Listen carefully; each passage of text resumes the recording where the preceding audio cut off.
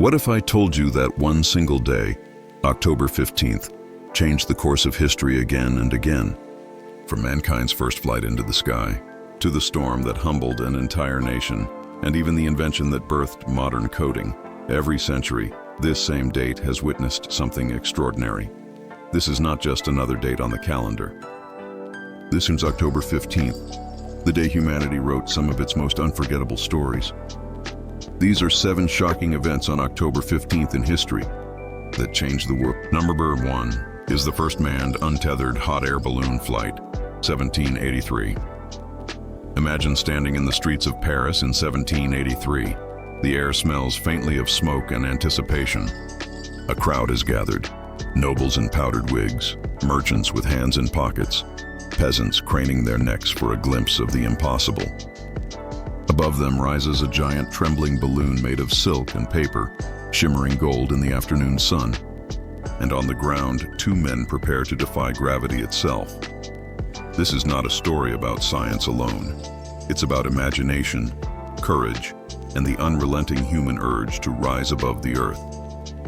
This is the story of the first manned, untethered hot air balloon flight. In the late 18th century, Europe was a cauldron of ideas. Enlightenment thinkers challenged tradition. Inventors tinkered in workshops lit by candlelight. And in the quiet town of Annonay, France, 2 brothers, Joseph Michel and Jacques-Étienne Montgolfier, were about to make history.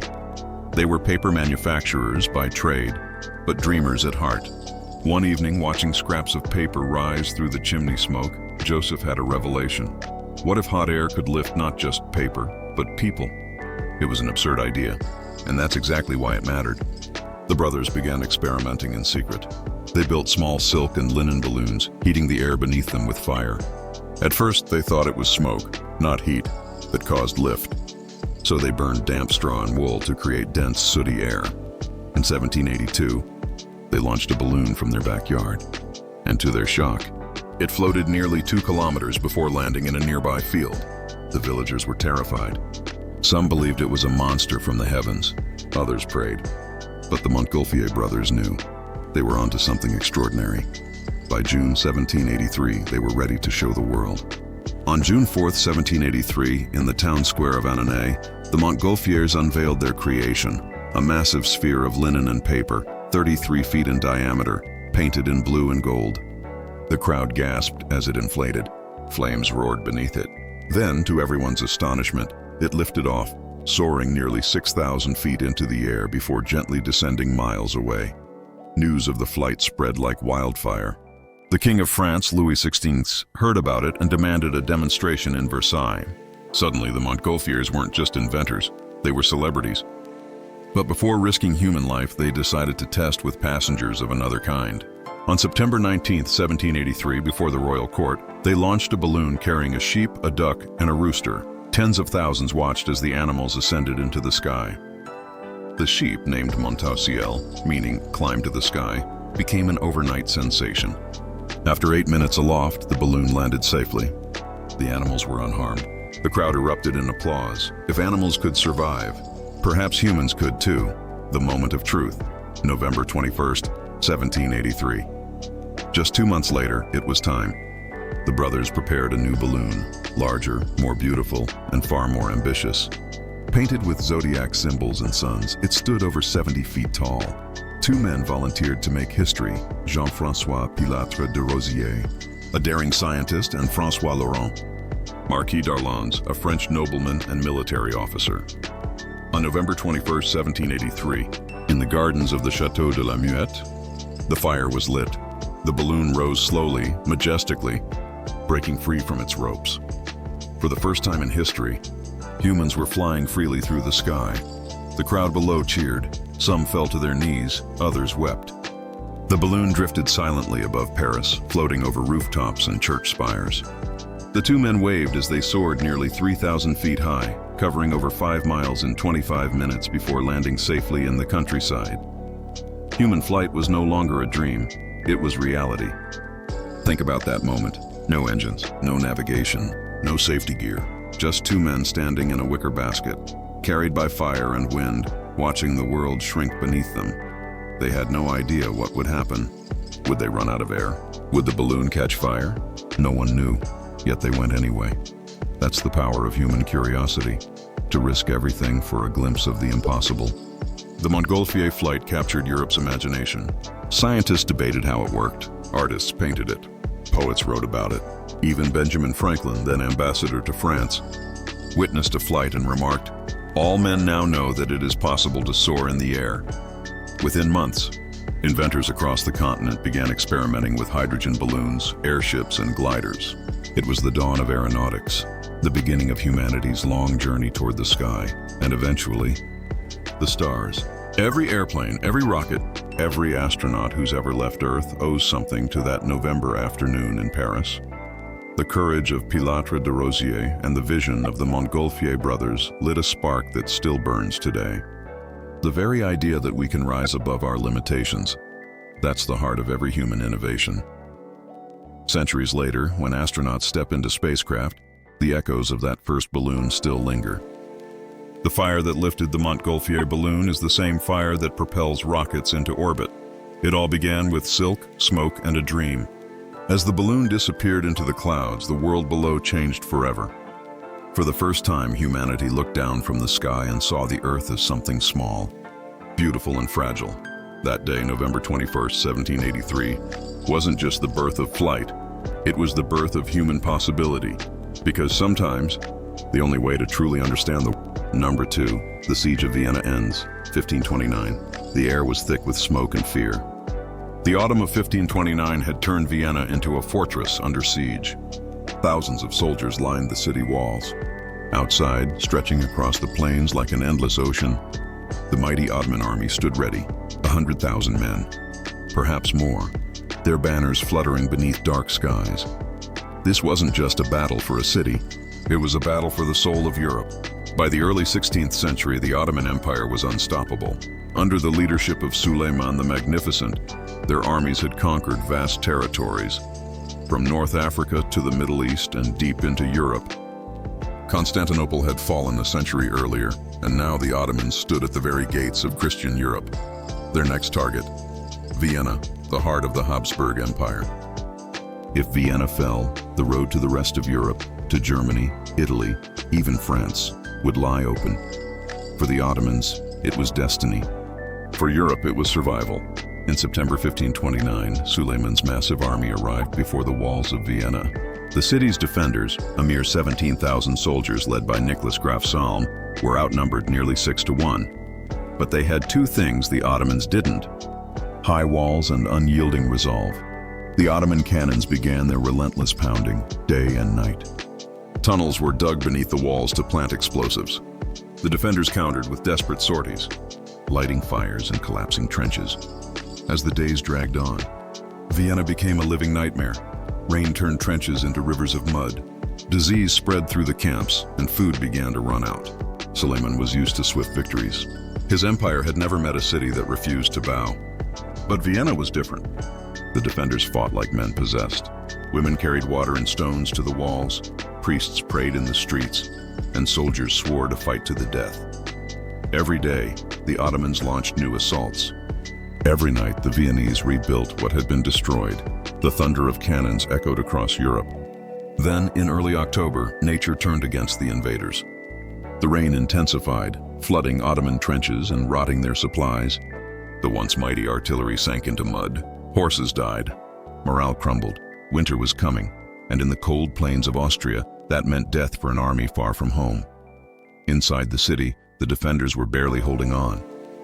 But outside, Suleiman's army began to falter. Food ran short. Soldiers deserted. Even the great Sultan realized the inevitable. Vienna would not fall.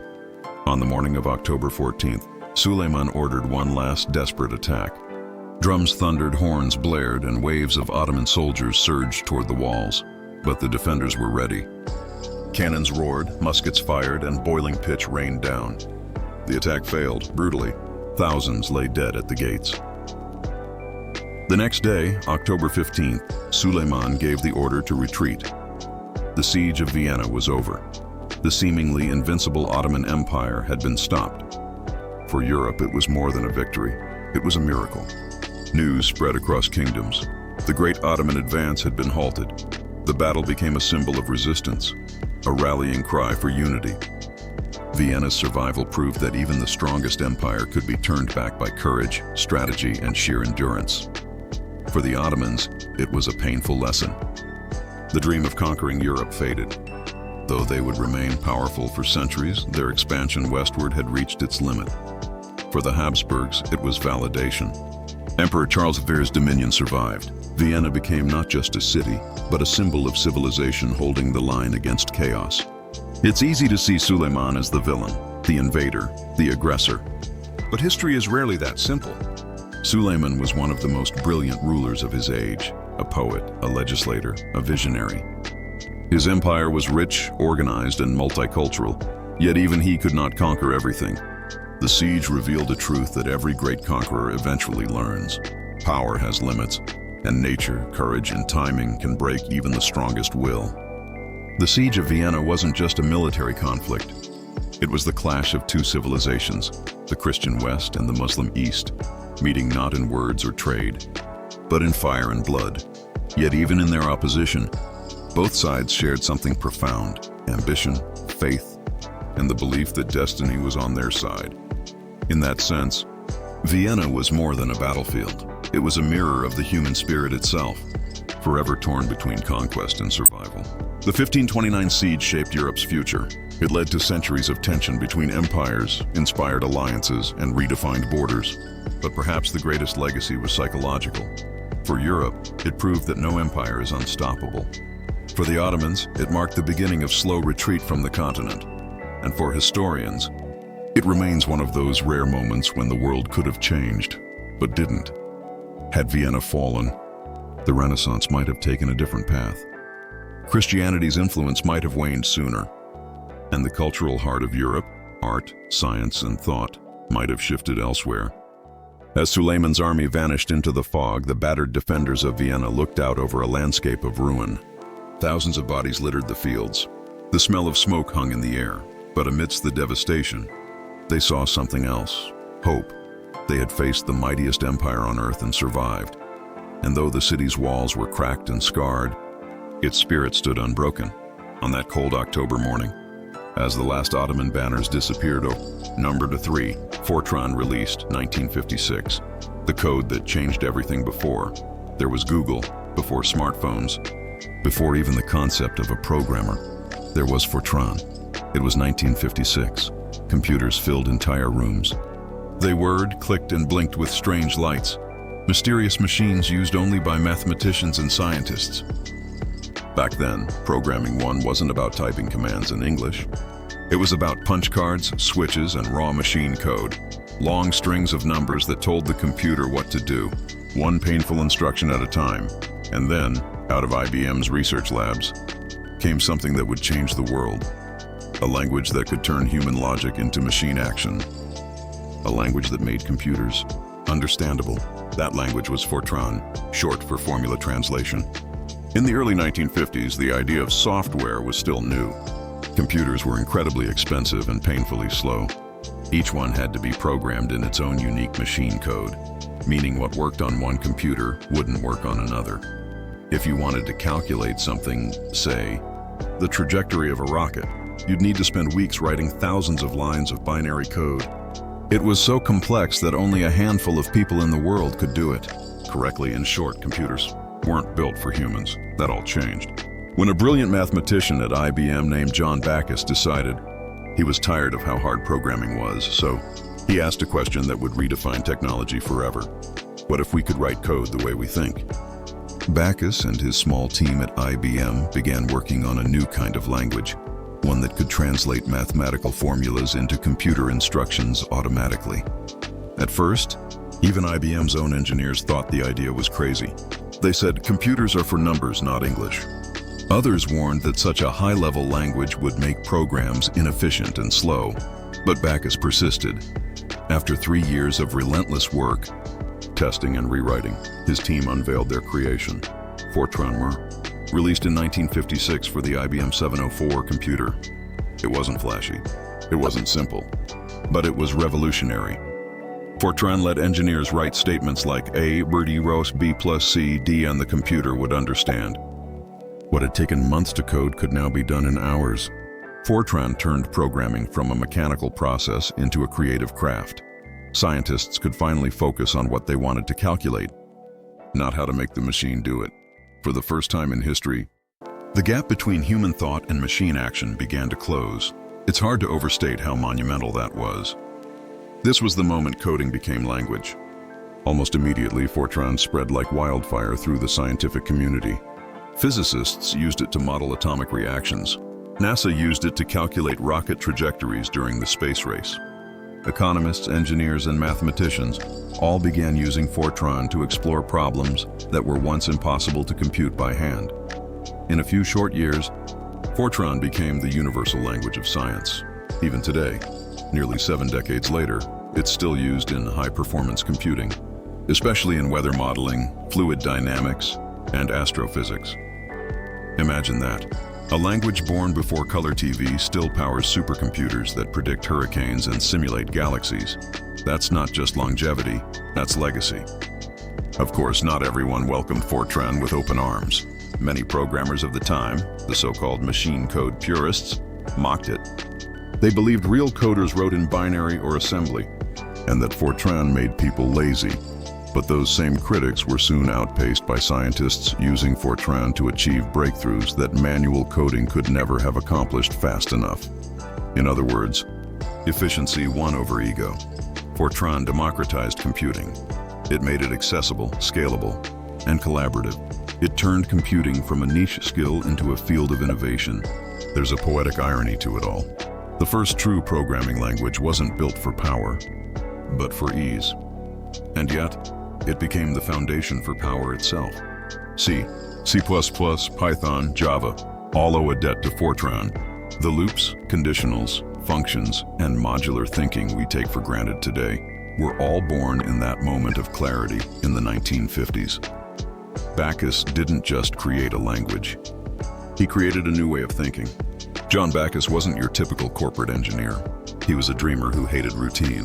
He once admitted he only joined IBM because it was the first company that didn't seem boring. But his genius lay in frustration.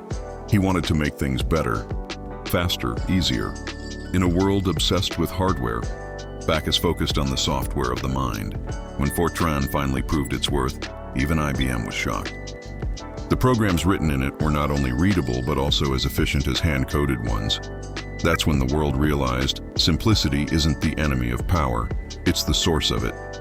Fortran didn't just teach machines how to understand humans. It taught humans how to think like machines.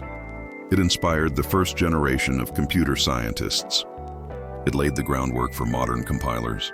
It shaped how we approach algorithms, logic, and even problem-solving today. Think of every app, every AI, every system running your life. All trace their lineage back to that humble IBM lab in 1956.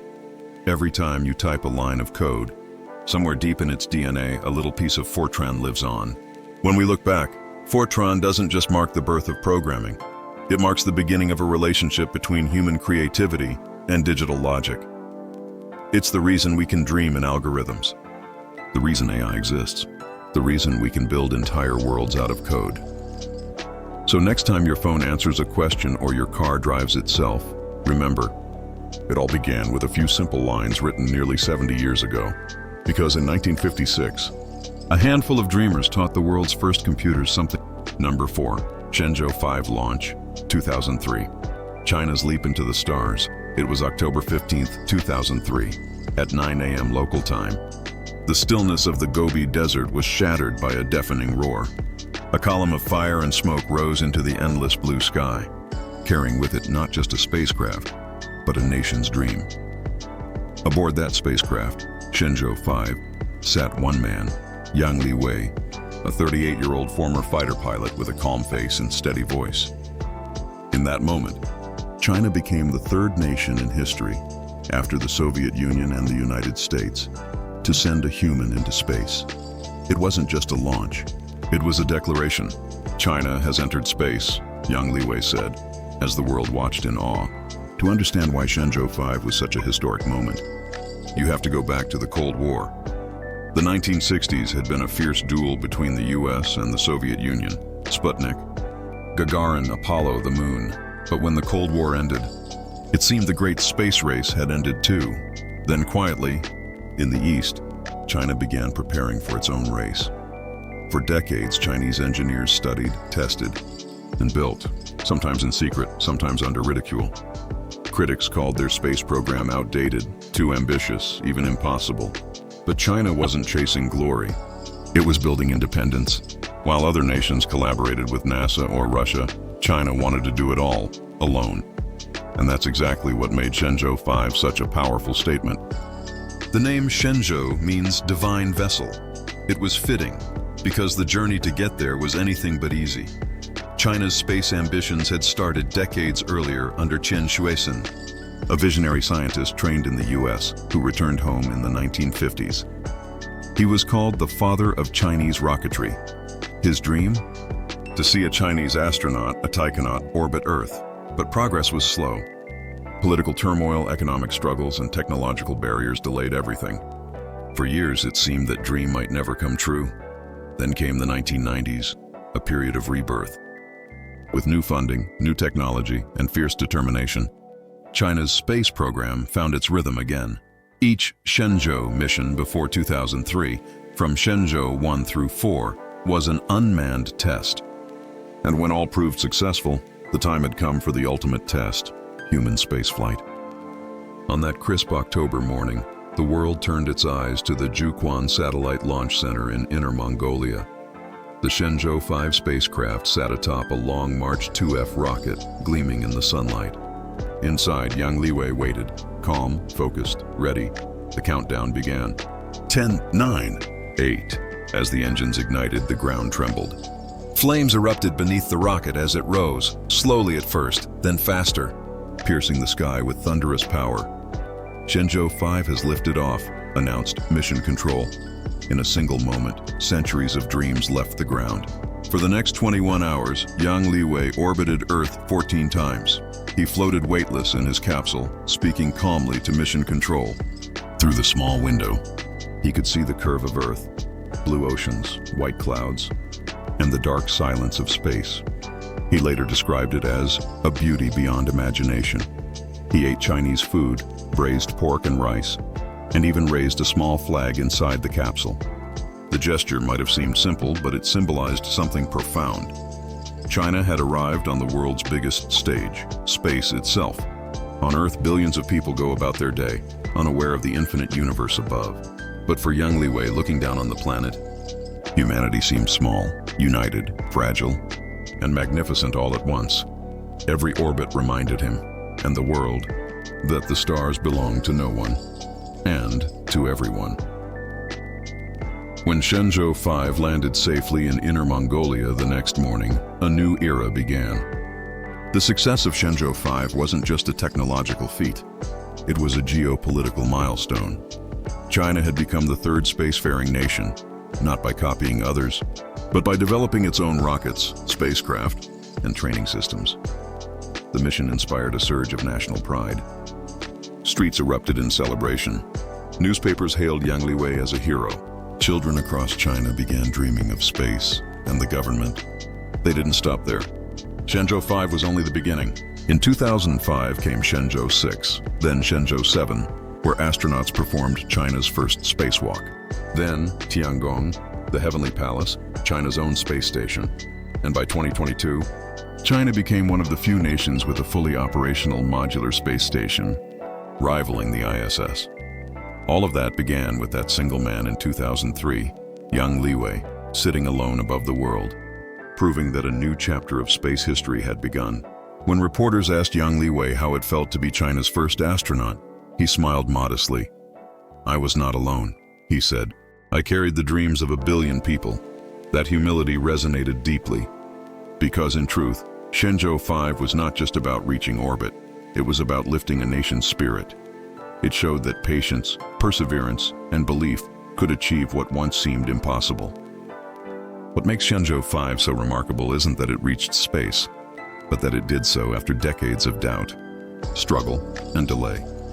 While others raced to plant flags on the moon, China took a slower, quieter path, building its foundation one careful step at a time. That patience paid off, because sometimes the slowest journeys make the loudest arrivals. When young Li Wei looked down from orbit, he didn't see borders or wars. He saw a single, glowing world. Maybe that's what space does. It reminds us that for all our divisions, we share one home, one sky, one destiny. Shenzhou 5 wasn't just China's triumph. It was a human one, because every time someone new reaches the stars, the rest of us rise a little higher. Number 5, Mikhail Gorbachev, awarded Nobel Peace Prize, 1990, the man who ended the Cold War. October 15, 1990, Oslo, Norway. In a hall filled with diplomats, journalists, and world leaders, a man with a birthmark recognizable across continents stepped onto the stage.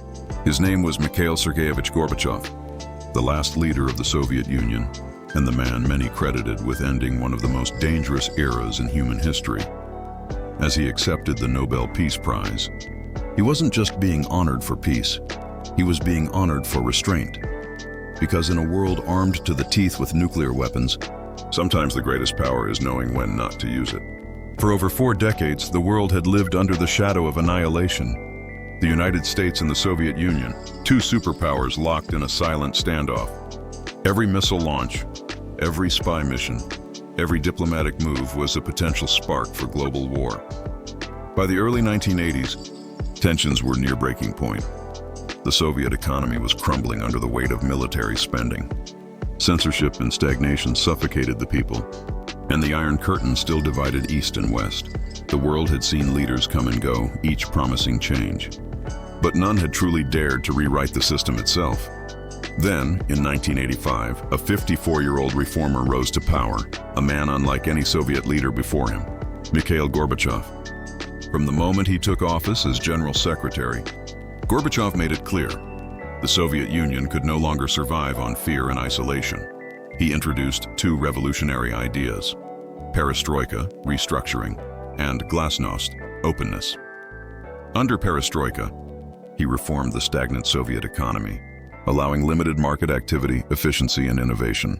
Under glasnost, he did something even more radical.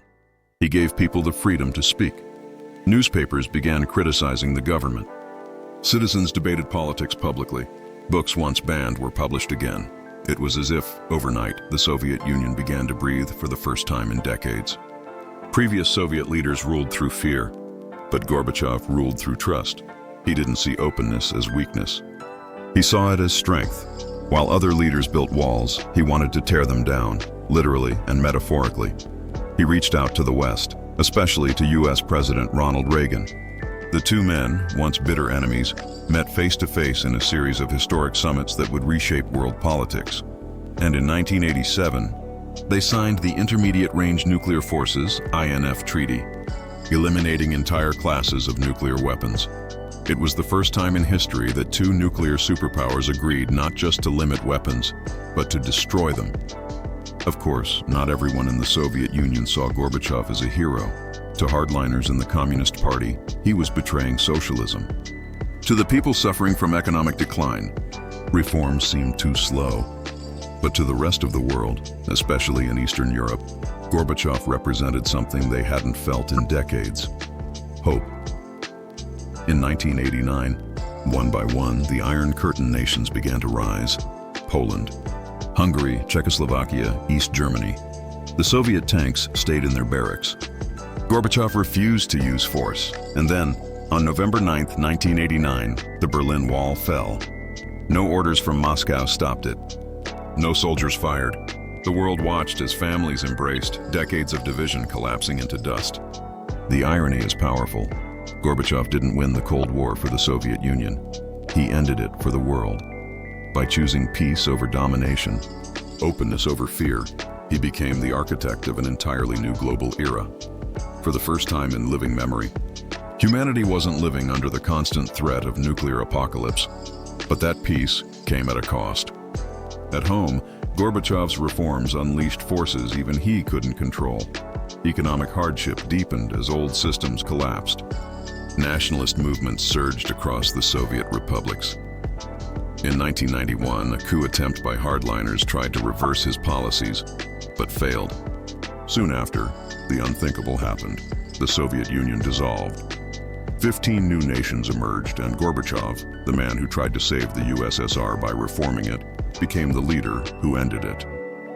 When Gorbachev received the Nobel Peace Prize in 1990, the Cold War was not officially over yet. But it was clear the ice was melting. In his acceptance speech, he said, "Peace is not unity in similarity, but unity in diversity." He reminded the world that true peace doesn't come from power. It comes from understanding. History remembers Gorbachev with complexity. In the West, he's hailed as a visionary, the man who ended the Cold War without firing a bullet. In Russia, he's often blamed for the chaos that followed. But no matter how history judges him, one truth remains. He changed the trajectory of humanity. By choosing dialogue over destruction, he showed that even in the darkest political storms, a single act of courage can illuminate the world. Think about it.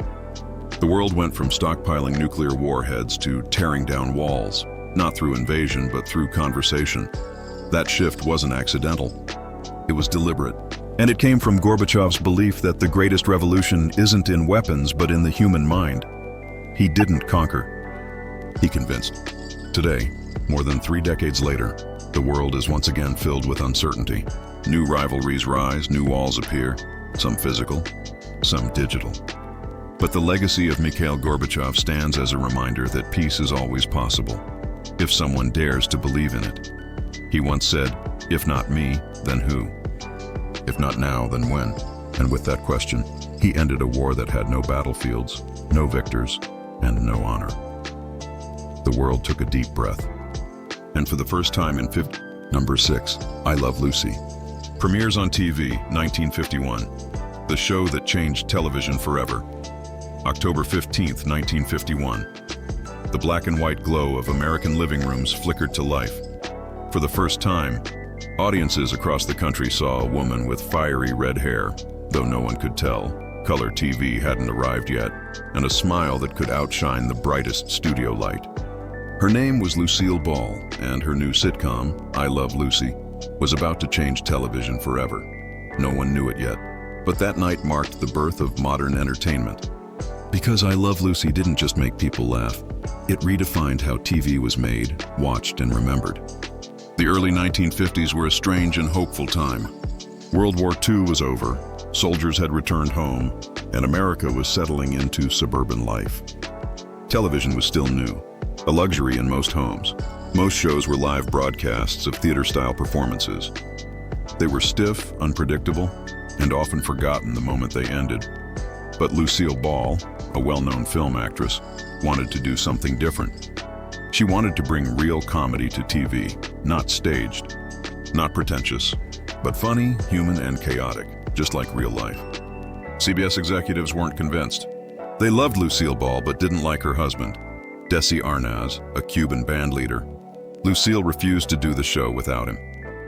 She wanted to portray an interracial marriage on television, a bold move for 1951 America. So she made a deal. She and Desi would produce the show themselves. With that decision, Desilu Productions was born, a small studio that would eventually become one of the most influential in Hollywood history. Together, Lucy and Desi set out to prove that real love, real laughter, and real risks could make magic.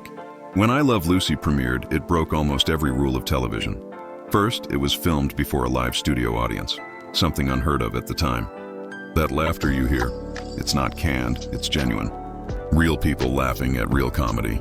Second, it used 3 cameras simultaneously, a groundbreaking technique invented by cinematographer Karl Freund, who had once filmed horror classics like Metropolis and Dracula. This new filming style let editors cut between wide shots, close-ups, and reaction shots seamlessly, creating the rhythm and realism of modern sitcoms. Third, the show was filmed on 35mm film, meaning episodes could be preserved and re-aired, a concept that gave birth to reruns. Without I Love Lucy, there would be no rerun culture, no syndication, and no Netflix binge-watching today. But what truly made I Love Lucy special wasn't the cameras or the laughter. It was the chemistry between Lucy and Desi. They weren't just acting, they were living. Their real-life marriage spilled into their characters, Lucy and Ricky Ricardo, turning ordinary domestic life into a playground of comedy and chaos. Lucy's character wasn't the perfect housewife. She was clumsy, ambitious, mischievous, and utterly lovable. A woman constantly chasing her dreams and constantly causing trouble doing it. In an era when TV women were expected to be quiet and polite, Lucy was loud, hilarious, and real. Audiences fell in love instantly. Within months, I Love Lucy became the most watched show in America. By 1953, it was drawing over 60% of US households, numbers no modern show could dream of, but more than numbers. It changed the language of television. Lucy became an icon, the first female comedy superstar. Desi became a pioneer, one of the first Latino men to lead a primetime show, and their company, Desilu Productions, didn't stop there. They went on to produce Star Trek and Mission Impossible, franchises that would shape pop culture for generations. But behind the laughter, the success took its toll. Lucille Ball and Desi Arnaz's real-life marriage began to strain under the pressure of fame, production schedules, and the public eye. By 1960, just 3 years after I Love Lucy ended, they divorced. Still, they remained friends and business partners. When DC later looked back, he famously said, "I Love Lucy was never just a show. It was our love letter to each other." And in a way, he was right. It's easy to underestimate I Love Lucy today, in an era of streaming, special effects, and viral videos. But without Lucy, Desi, and their little 3-camera experiment, television wouldn't exist as we know it. Every sitcom that came after, Friends, The Office, The Big Bang Theory, owes its DNA to I Love Lucy. Even the idea of a TV couple, relatable and imperfect, started with them. They made audiences feel like part of their living room. And that connection, that intimacy, still defines the best of entertainment today. Lucille Ball went on to become one of Hollywood's most powerful women, running Desilu long after Desi left. She shattered glass ceilings, mentored new creators, and inspired countless women in comedy. When she passed away in 1989, fans around the world mourned not just a performer, but a pioneer. And even now, over 70 years later, I Love Lucy reruns air daily across the globe, still making people laugh, still making people feel at home. Because comedy, when it's honest, never grows old. The beauty of I Love Lucy isn't just in its humor. It's in its humanity. It reminded us that laughter is universal, that even in the black and white world of 1951, joy could burst through like color. Every laugh track that plays, every sitcom that warms a home carries a little echo of Lucy's voice, bright, fearless, and free, because sometimes history isn't made by wars or inventions. Sometimes it's made by a woman tripping over a prop, flashing that brilliant smile and making the world laugh with her. And that's the kind of history. Number 7, Graf Zeppelin's first transatlantic flight, 1928. The floating giant that changed air travel. Imagine standing on a German airfield in October 1928. A cold wind cuts across the tarmac, and above you looms something enormous. Something that looks less like an aircraft and more like a silver whale drifting through the clouds. It's longer than 2 football fields. Its skin glints in the pale sunlight, and the engines hum with mechanical precision. This was the Graf Zeppelin, the pride of Germany, and in just a few hours, it would do something no airship had ever done before. Cross the Atlantic Ocean and arrive safely in the United States. It wasn't just a flight. It was a symbol of human ambition, a floating cathedral of engineering, adventure, and hope. The dream of airships. Before airplanes ruled the skies, airships were the future. They represented the golden dream of effortless flight, slow, majestic, and luxurious. You didn't just board an airship. You sailed through the sky. Inside, there were lounges with carpets, dining rooms with white tablecloths, and panoramic windows that let passengers watch the world drift below like a painting. But airships also carried ghosts. Only 26 years earlier, in 1902, a young count named Ferdinand von Zeppelin had been laughed at for his crazy dream of giant airships. Yet he persisted, building prototypes, refining designs, and eventually founding the Zeppelin Company. By the 1920s, Zeppelin had become a household name. a symbol of national pride and cutting-edge innovation. The world was fascinated with the skies.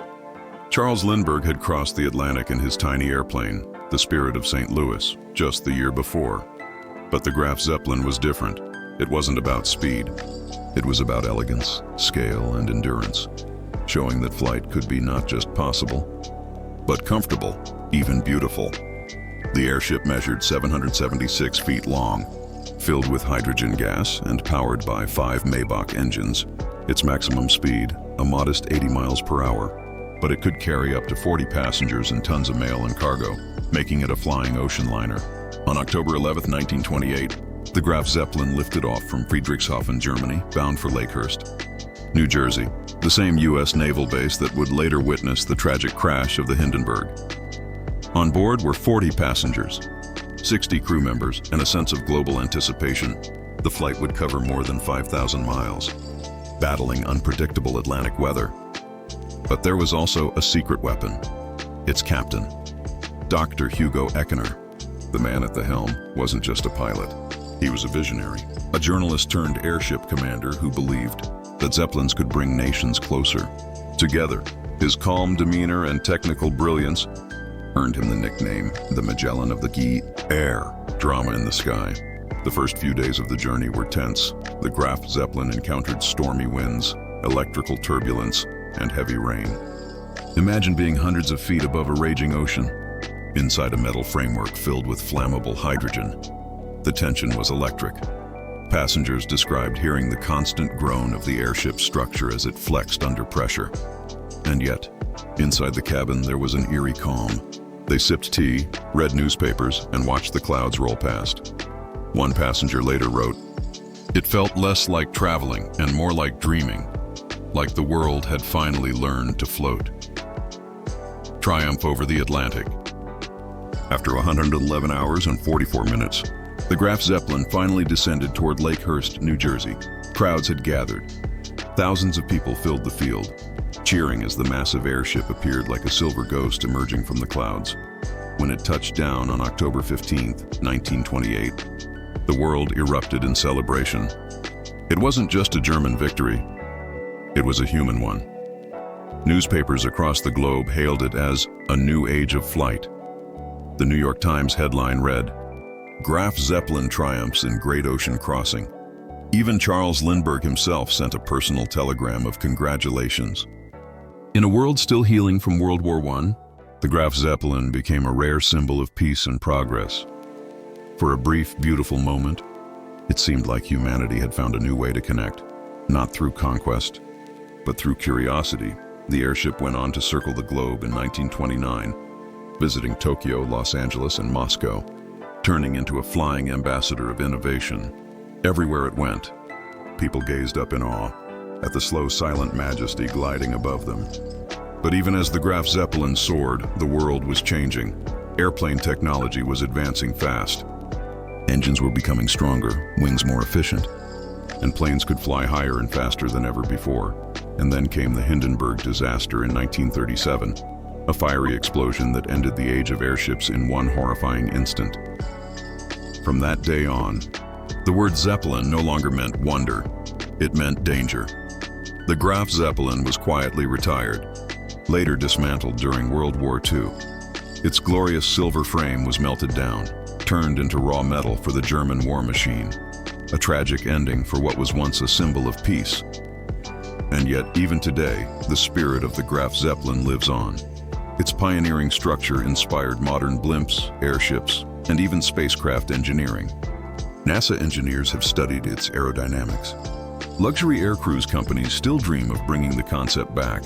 There's something undeniably romantic about the idea of floating above the Earth, not rushing, not fighting the air, but dancing with it. That's what the Graf Zeppelin represented, the poetry of flight.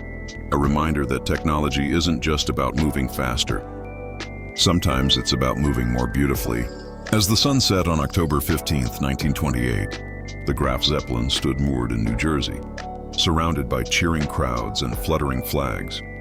Above all the noise, Captain Hugo Eckener looked up at his ship, silent, gleaming, enormous, and said softly, "We have shown the world what can be done." In an age obsessed with speed and conquest, the Graf Zeppelin was different. It reminded us that flight could also be graceful, dignified, and dreamlike. And as long as people look to the skies with wonder, the memory of that giant silver ship will never truly fade. Because the Graf Zeppelin didn't just cross the Atlantic, it crossed the boundary between the possible and the poetic. And that was October 15th, a single date that carried centuries of courage, creativity, and chaos. From the birth of ideas that shaped modern science, to storms that humbled nations, to laughter that changed the way the world smiles, this day has seen it all. Each moment, a reminder that history isn't made in distant castles or dusty libraries. It's made by people, by dreamers, by risk-takers, by those who dared to stand in the storm and still look toward the sunrise. If you felt those echoes, if these stories made you wonder, made you feel, or even made you smile, then you're already part of something bigger. Because here, at Sleeping Historian, we don't just tell history, we wake it up. We give it breath, sound, and soul. Every day hides a story that once changed the world. And maybe, just maybe, tomorrow's will change yours. So before you go, if you enjoyed traveling through time with me tonight, don't forget to like, share, and subscribe to the channel. Your support helps bring these forgotten moments back to life. And together, we'll keep exploring the days that shaped our world. One sunrise, one story, one heartbeat at a time. Because if you think October 15th was full of surprises, wait until you see what happened on October 16th. New inventions, historic firsts, and the kind of twists that made the world hold its breath. It's one of the most unbelievable chapters in history, and it's coming next on Sleeping Historian. This was October 15th, where the past came alive. Next, October 16th, 7 shocking events that changed the world. This is Sleeping Historian, where every date has a story.